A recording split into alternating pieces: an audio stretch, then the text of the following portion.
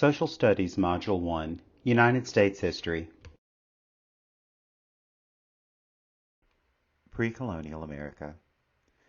The first people came to North America from the Eurasian continent via a land bridge that connected the land that is now Siberia to the land that is now Alaska. It is believed that this migration took place in waves over a period from 10 to 15,000 years ago, with some theorizing that migrations began as much as 30,000 years ago. Over the intervening years, the first people spread south to form complex and well-organized tribal societies with laws, governments, treaties, and territories. It is important to remember that each native tribe had its own customs, culture, language, and laws. There was no single Native American culture. Native people were and are as diverse and culturally unique as people from different nations of the world are today. Themes in American history. Race. Race is one of the major themes that you will need to be able to identify in American history. As European settlers arrived on the East Coast and began moving west, Native Americans were displaced from their tribal land. This process of displacement is a major theme in American history. The first record of enslaved people arriving in the colonies dates to 1619. However, there is some dispute as to whether this was the first instance of slavery in the colonies or whether there were other enslaved people who preceded them. African Americans were captured, stolen from their homes, and forced to come to North America to work as slaves. Slavery played a huge role in the early political development of the United States, as some states sought to end slavery and others fought to keep slaves. The conflict over slavery would shape American politics until the Civil War. After the war and the official end of slavery, the fight for civil rights and racial equality is a theme that runs throughout American history. Early settlements. In 1607, the first permanent English settlement was established at Jamestown. The period following the founding of Jamestown is known as the Colonial period. It lasted from 1607 until the American Revolution in 1776. The land that is now the United States was under European rule, with the 13 primary colonies on the East Coast under the rule of England. While the colonies were under British rule, each colony had a great degree of autonomy and each developed its own culture. There was a significant difference between the northern and middle colonies, many of which were developed for ideological and religious reasons, and the southern colonies that were developed for agricultural production. Why colonies were developed? There were three major reasons colonies were formed. Number one, political. Land in Europe was limited, so North America posed an incredible opportunity for European empires to expand their land, their access to resources, and thereby their political power. Number two, economic. Many private companies worked with the government to establish colonies in North America so that they could gain profit. Number three, religious. Some colonies were formed for the purpose of seeking independence from the established religious and political systems of European society. It is important to remember that the typical Puritan image of religious migration is limited because colonies were also established by Catholics and by other religious groups. Review question. Which of the following are reasons that colonies were formed? Select all that apply. A. Gain political power and resources. B. Make money. C. Create a society that embraced racial equality. Or D. Gain freedom to establish a religious society of the colonist's choice. The correct answers are A, B, and D. Colonies were formed to gain political power and resources. It's important to remember that many European countries were either landlocked or had long-established boundaries. Therefore, gaining political power and resources meant traveling beyond Europe to seek those resources. B. Making money. Remember that many colonies were formed by joint ventures of private companies and European governments. The private companies set out to make a profit. Finally, D. Gain freedom to establish a religious society of the colonist's choice. Many times, people wanted to separate from the established religious societies in Europe and have the ability to set up a society in which their ideology could maintain social and political dominance. How colonies were developed. Generally, colonies were developed along geographic lines. The eastern region from the Appalachian Mountains to the Atlantic Ocean was colonized by England. The area west of the Appalachian Mountains that encompasses most of what we now call the Midwest and Mid-South was controlled by France. Florida, Mexico, and much of the region that is now the Southeast was colonized by Spain. The Dutch also established a trading center in New York, but it was later taken over by the British. It is important to remember that all these geographic regions had people who represented the different motives we discussed for colonies being developed. While some had a primary focus, none were exclusive in their motivation. Causes of the American Revolution. Philosophical shift. The American Revolution was a result of many factors, one of which was the Enlightenment or the Age of Reason. Throughout the Middle Ages, the Catholic Church had complete social and political dominance. At this time, kings ruled by divine right, meaning they were chosen by God to be born a king, making their authority absolute. To oppose the king was to oppose God. With the Renaissance, there was a move away from this understanding of religion and a shift toward a more humanistic view that included a basic understanding of human rights and a demand for empirical evidence to support claims. This shift away from religion also meant that people began to question the divine right of kings to rule.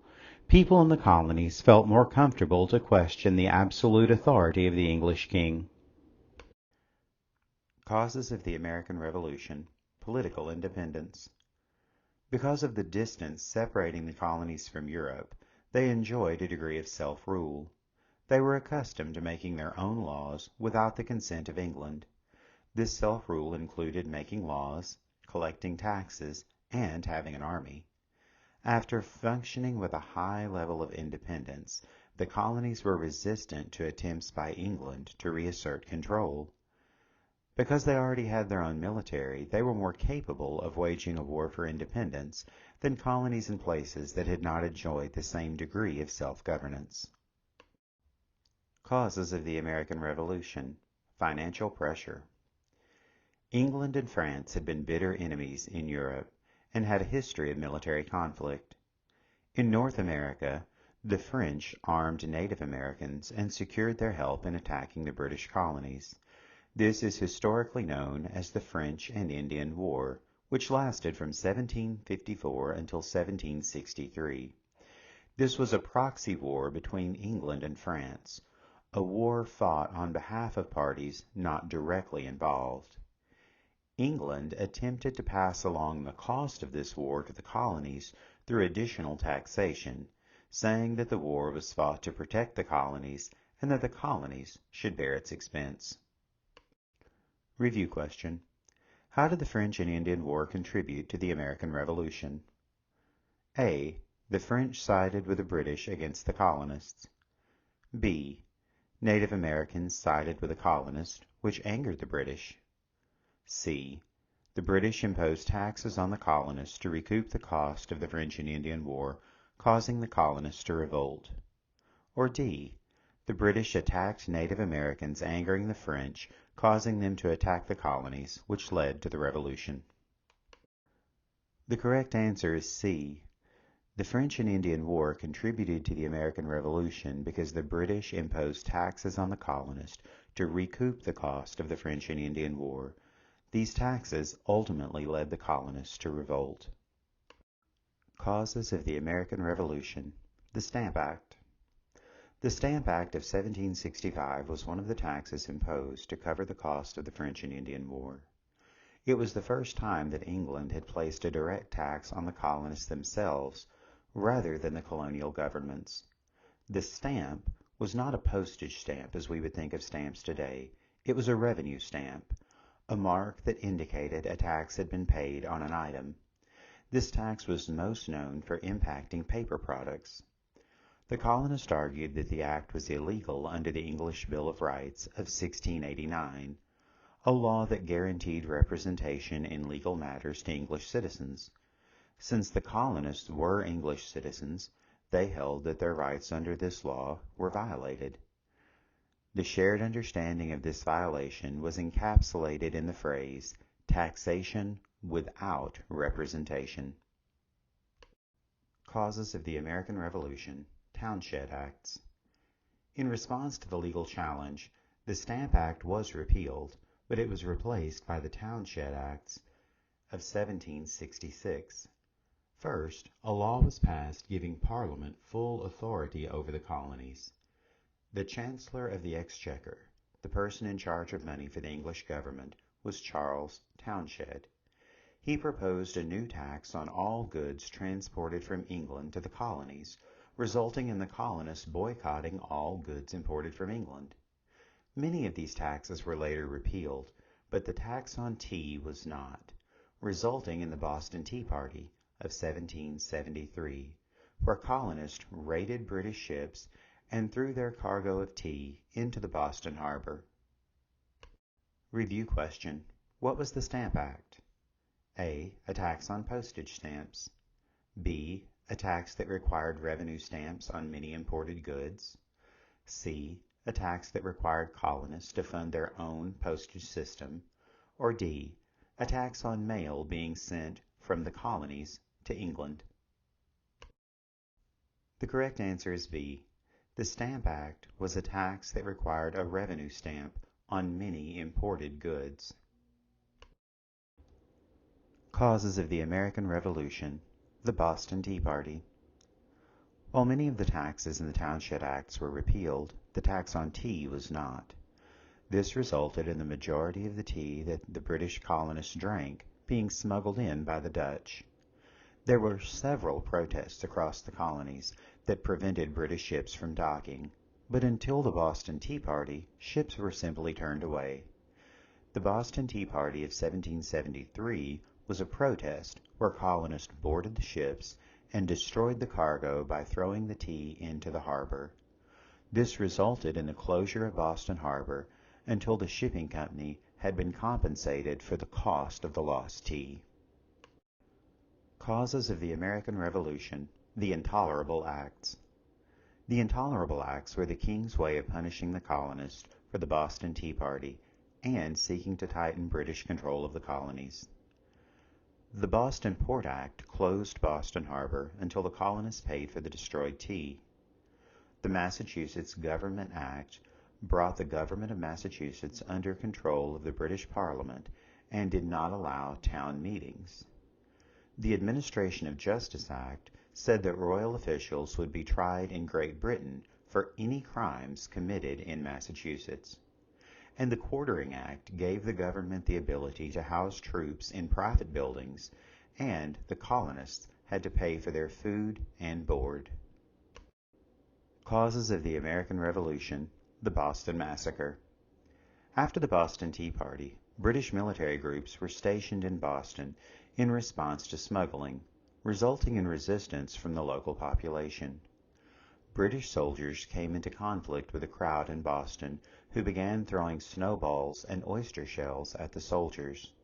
Without being ordered, British troops opened fire on the protesters, resulting in 11 people being shot and 5 being killed.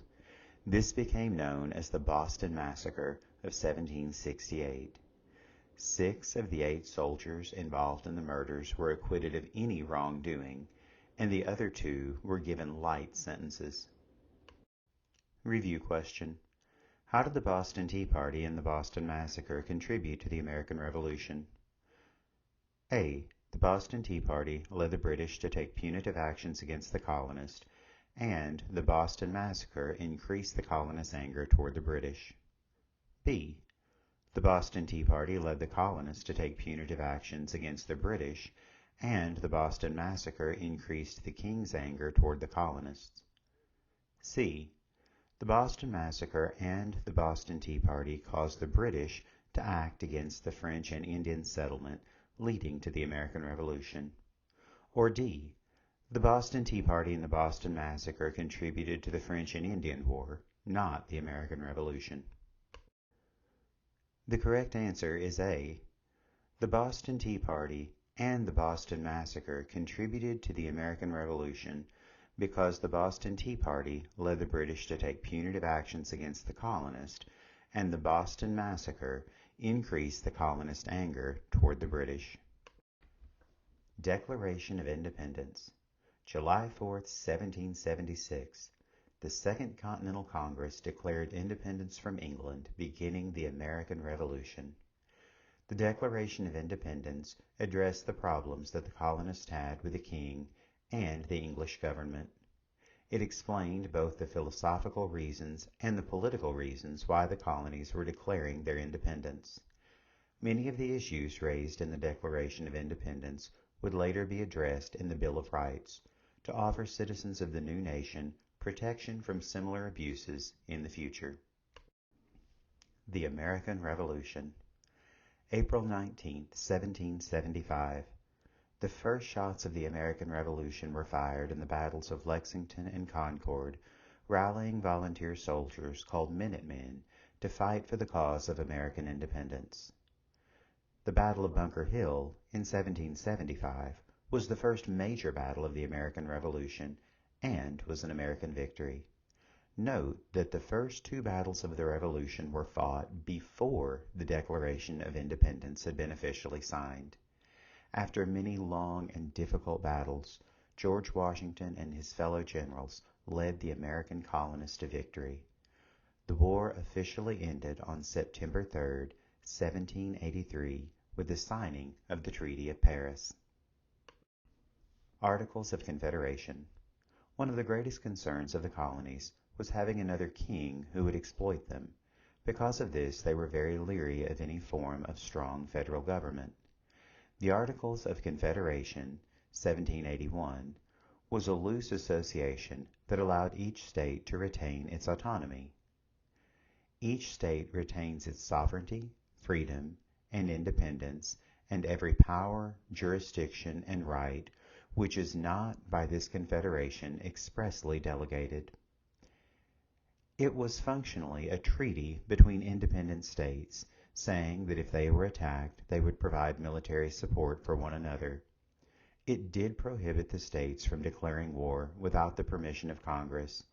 It prohibited them from establishing a system of nobility like the one found in Europe, and it prohibited them from making foreign alliances independently. Congress could request money from the member states, but it did not have the power to tax the citizens of individual colonies. Review question. What was the main difference between the Articles of Confederation and the Constitution? A. The Articles of Confederation created an alliance that was similar to the Constitution, but that gave the federal government extensive power. B. The Articles of Confederation was an alliance of independent states that retained their autonomy, but agreed to act as a unified body for the purpose of foreign diplomacy and defense. C. The Articles of Confederation created the Internal Revenue Service and gave the federal government the power to collect taxes. Or D. The Articles of Confederation was similar to the Magna Carta in that it ensured the rights of individual citizens. However, it did allow the states to declare war individually. The correct answer is B.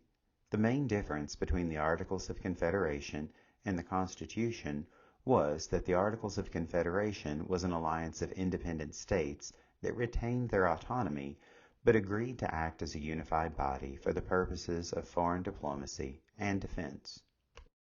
United States Constitution. The Constitution was ratified in 1788 and went into effect in 1789. Those who supported the Constitution were called Federalists for their desire to form a federal government, while those opposed were called Anti-Federalists. The first three articles of the Constitution established three branches of government that would maintain a system of checks and balances ensuring that no branch of government had complete control. The executive branch, which was the president and government agencies, was established in Article 1. The legislative branch, or Congress, was established in Article 2. The judicial branch, which includes the Supreme Court and all federal courts, was established in Article 3. The next articles established a framework for governing the new nation.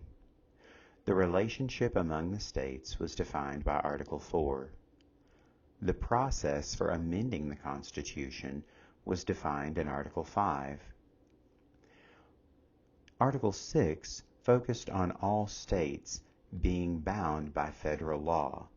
This was an important distinction because it was very different from the Articles of Confederation. And finally, Article 7 defined the process for the ratification of the Constitution. Constitutional amendments. The First Amendment guarantees individual freedom of religion, speech, press, assembly, and the right to petition. The Second Amendment guarantees the right to bear arms.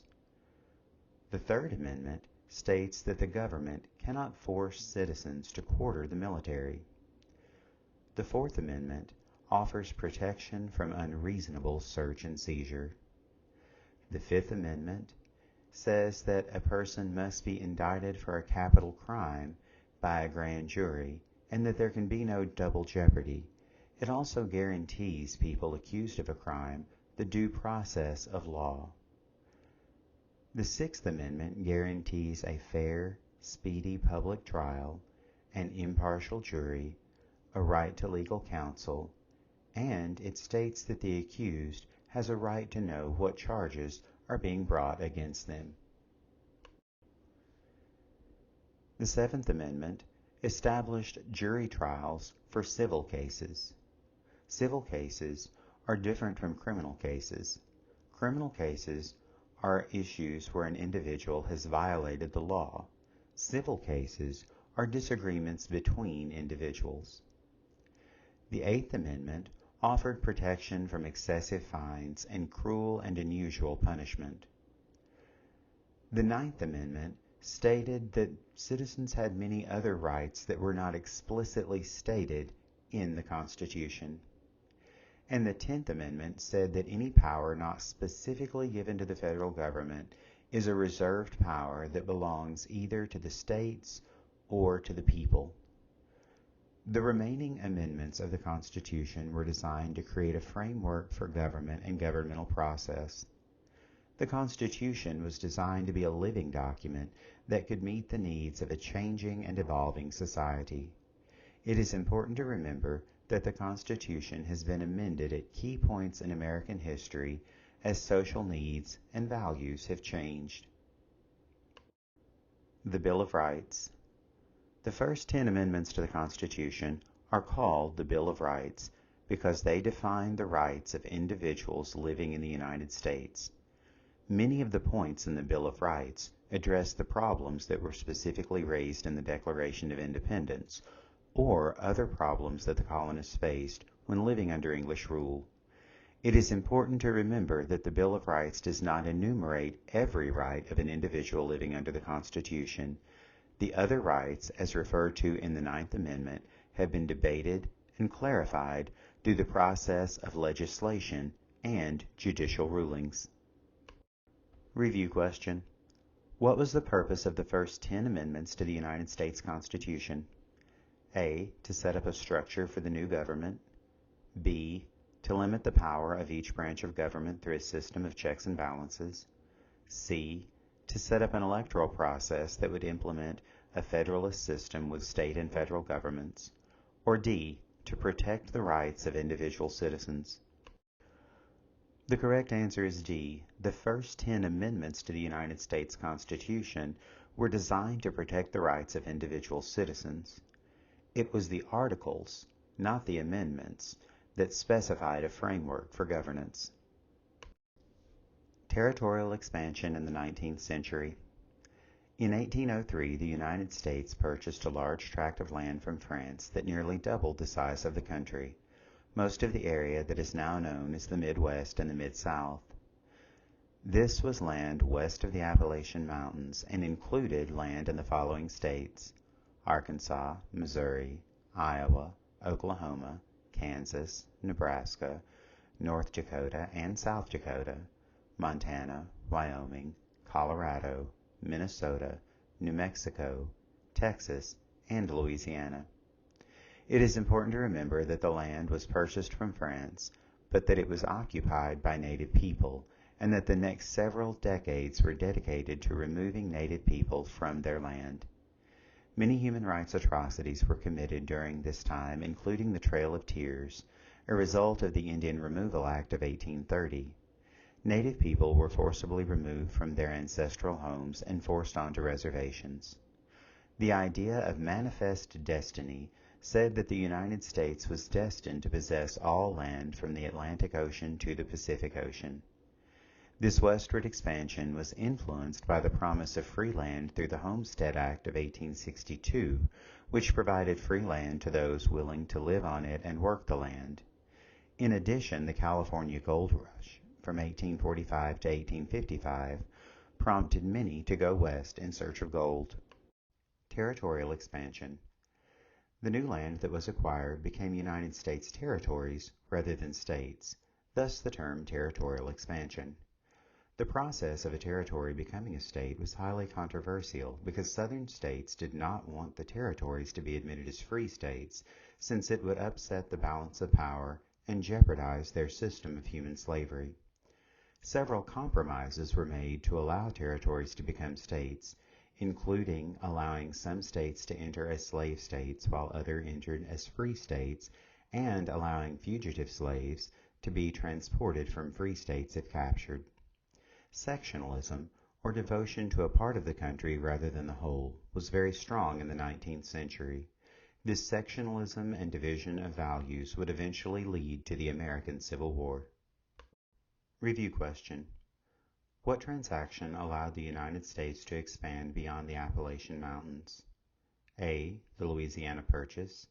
B. The Western Expansion Treaty. C. The American Native Alliance. Or D. The French-American Alliance. The correct answer is A. The transaction that allowed the United States to expand beyond the Appalachian Mountains was the Louisiana Purchase. Causes of the American Civil War. Abolitionists were people who worked to end the system of human slavery that existed in the Southern states. While Northern states became more industrialized, Southern states still relied heavily on agriculture and slave labor. The election of Abraham Lincoln in 1860 was the catalyst for a group of Southern states to form the Confederate States of America in 1861. The Confederate attack on Fort Sumter signaled the beginning of the American Civil War, which lasted from 1861 until 1865. The American Civil War. The Emancipation Proclamation of 1862 stated that on January 1, 1863, all enslaved African Americans were legally granted freedom.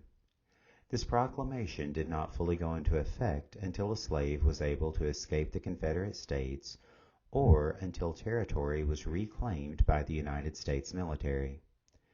The surrender of Robert E. Lee at Appomattox Courthouse on April of 1865 signaled the end of the American Civil War, although the last battle did not take place until May 13, 1865, at Palmito Ranch in Texas. On June 19, 1865, Juneteenth, General Gordon Granger freed the last slaves in Galveston, Texas. Review question. What was the primary economic difference between the North and the South? A. The economy in most southern states was based on transportation and tourism, while the economy in most northern states was based on trade. B.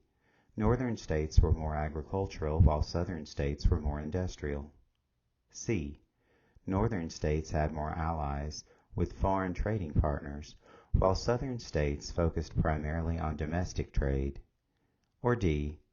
Northern states were more industrial, while southern states were more agricultural. The correct answer is D.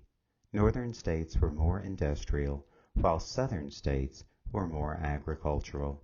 This was the primary economic difference between the North and the South. Reconstruction. The Reconstruction era lasted from 1865 until 1877. As Confederate states were conquered and brought back into the United States, Reconstruction governments were established.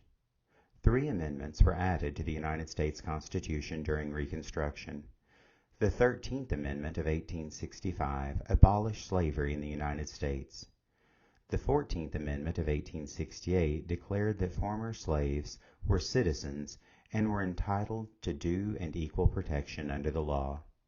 The 15th Amendment of 1870 prohibits the federal government and state governments from denying citizens the right to vote. Industrialization. In addition to the Civil War, 2 other major trends in the 19th century were industrialization and urbanization. The Industrial Revolution saw much of the labor that had once been done by people come to be done by machines. This meant that farm labor and artisans, skilled craft people who made things by hand, were often unemployed.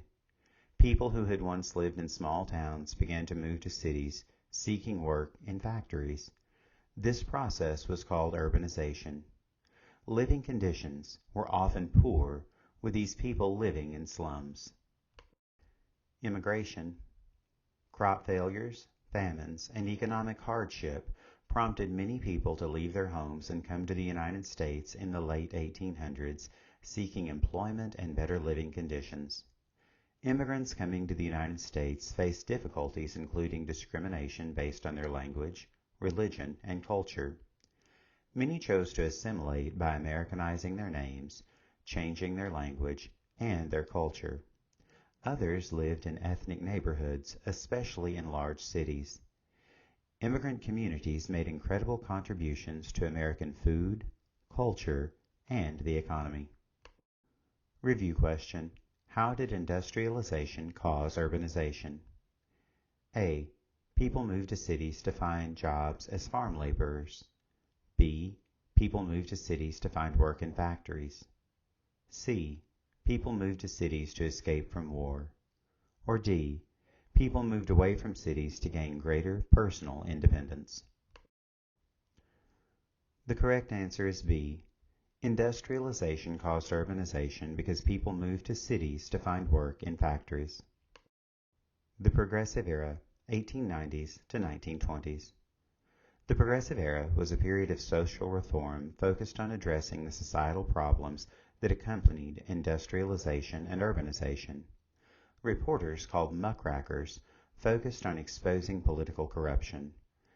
There was a focus on philanthropy and helping the economically disadvantaged. Women's rights, especially the right to vote, were a key focus. Prohibition, making the sale of alcohol illegal, was one of the major pieces of legislation passed during this period. World War I. The United States' involvement in World War I was from 1917 to 1918.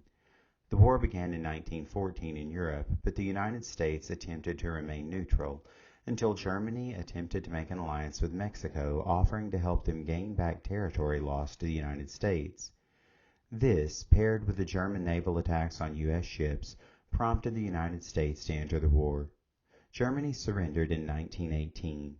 Their economy was devastated and they were deeply indebted to their conquerors, who held them responsible for the cost of the war. The economic collapse and the subsequent social problems set the stage for the rise of Hitler and the Nazi Party. 1920s and the Great Depression. The 1920s was a time of economic prosperity in the United States, but much of that prosperity was based on borrowing and investing in stocks. The market collapsed in 1929, starting the Great Depression, a time of economic hardship where trade collapsed, construction stopped, prices plummeted, and jobs were difficult to find. The Dust Bowl was a period of drought and windstorms that impacted the American Midwest at the same time. The wind removed topsoil, leaving farmland unusable and many people starving.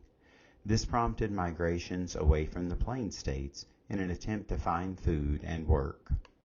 The New Deal. The New Deal was a series of public works projects and financial programs implemented by Franklin D. Roosevelt between 1933 and 1939.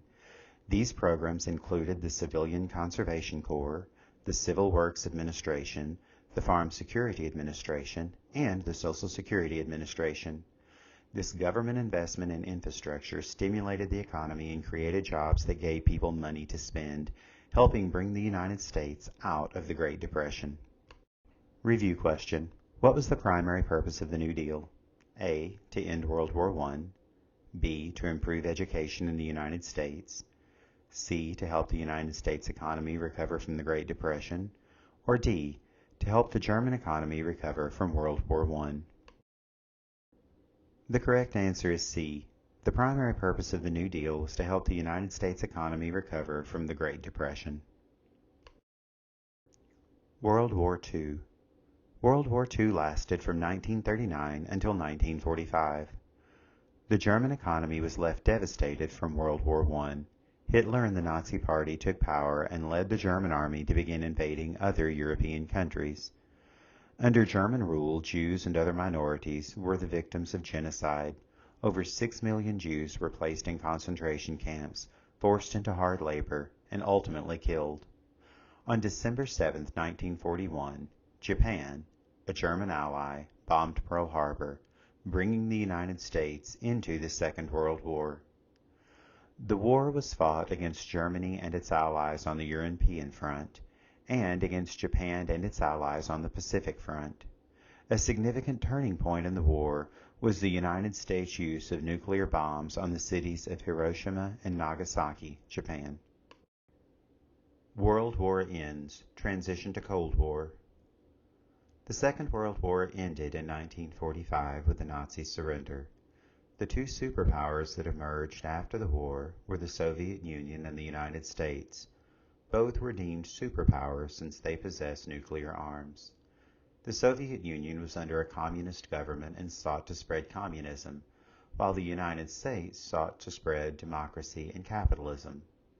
This political and ideological conflict led the two superpowers into an ongoing conflict, the Cold War, which would last from 1947 until 1991.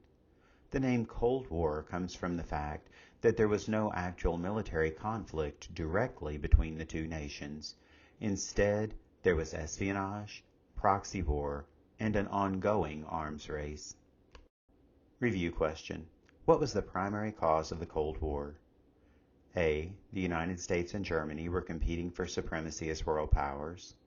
B. Japan and Germany were competing for supremacy as world powers. C. The Soviet Union and Germany were competing for supremacy as world powers. Or D. The United States and the Soviet Union were competing for supremacy as world powers. The correct answer is D. The primary cause of the Cold War was the United States and the Soviet Union competing for supremacy as world powers. Social changes in the 1940s. The 1940s brought about significant social changes, especially for women. With most men who were healthy and able being drafted, factories and industries turned to women and sought their labor to run the factories and supply the troops. This caused a fundamental shift in the role of women in society and created new opportunities for women in the workplace. However, this was only the beginning of the fight for equal opportunity. Social change in the 1940s continued.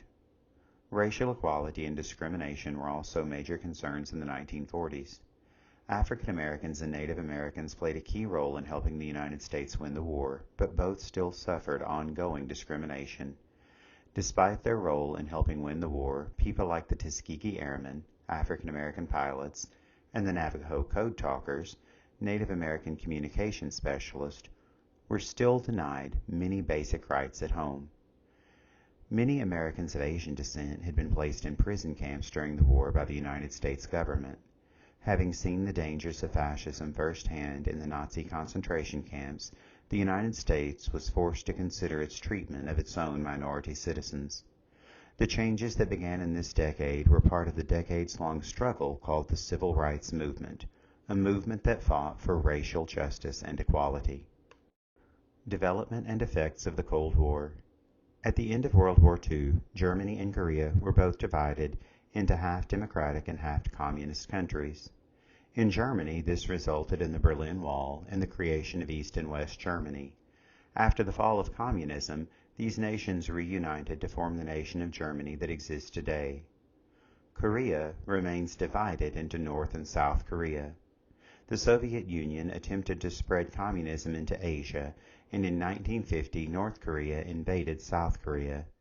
The United States fought with South Korea to contain communism and stop its spread.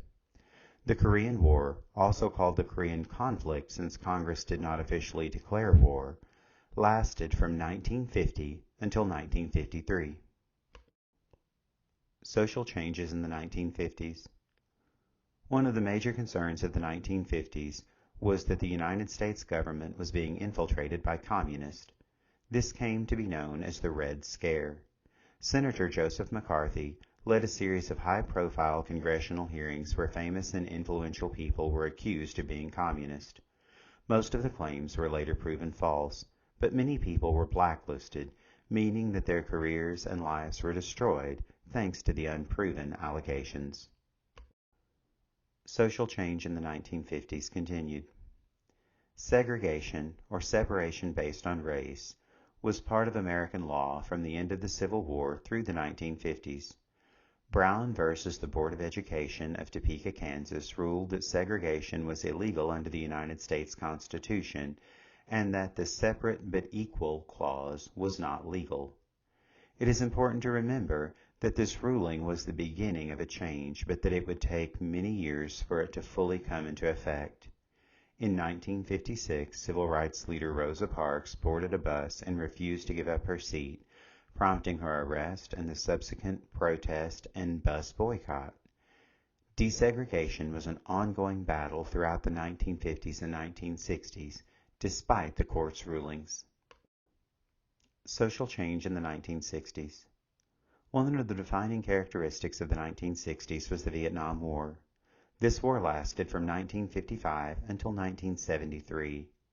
A counterculture, sometimes referred to as hippies, developed that advocated for women's rights, gay rights, environmental protection, and peace. The counterculture movement inspired art, music, and literature, and is one of the defining aspects of the era. The conservative movement, a social and political movement that opposed the counterculture, also developed at this time. Many historians trace the roots of the modern conservative movement to this period. On November 22, 1963, President John F. Kennedy was assassinated in Dallas, Texas. His death was one of the defining moments of this generation. In 1969, Neil Armstrong was the first human to set foot on the moon, an accomplishment for the United States in its space race against the Soviet Union. The Civil Rights Movement. March 7, 1965. Nonviolent protesters attempted to march from Selma to Montgomery in support of civil rights and voting rights, but they were attacked by a mix of segregationist law enforcement officers and an armed posseman, a group of untrained locals deputized for the task of assaulting the marchers. Though unarmed, the marchers were beaten with nightclubs, chemically assaulted with tear gas, and trampled by charging horses that the officers and their deputies rode into the crowd. On April 4, 1968, the Reverend Dr. Martin Luther King was assassinated at the Lorraine Motel in Memphis, Tennessee. Dr. King was one of the leading voices for peaceful reform and nonviolent protest. Review question. What was the primary purpose of the Civil Rights Movement? A. Gaining equal rights for women. B. Gaining equal rights for African Americans. C. Gaining equal rights for Native Americans. Or D. Gaining equal rights for Asian Americans. The correct answer is B. The primary purpose of the Civil Rights Movement was gaining equal legal rights for African Americans. Social change in the 1970s. The 1970s saw continued social unrest. The Kent State shootings of 1970 was a defining moment at the beginning of this decade. 28 Ohio National Guard members opened fire on a group of unarmed students speaking out against the war. they killed 4 and wounded 9, sparking walkouts and massive protests across the country.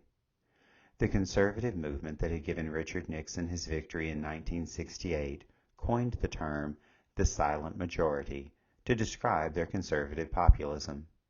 In 1977, Harvey Milk became one of the first openly gay elected officials in the United States with his election to the position of city supervisor in San Francisco.